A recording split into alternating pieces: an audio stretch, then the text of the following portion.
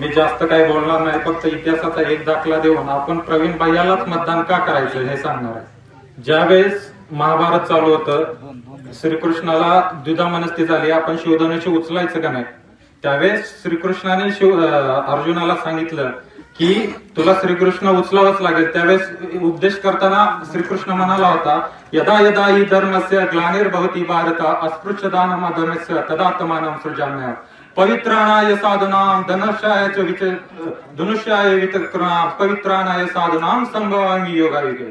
त्यामुळे ज्या ज्या वेळेस या पृथ्वी तलावर असंख्य असंतोष माजेल, अन्याय माजेल, त्या वेळेस या सामान्याच्या गरिबांच्या संरक्षणासाठी तुला हे शिवधनुष्य उचलावंच लागेल.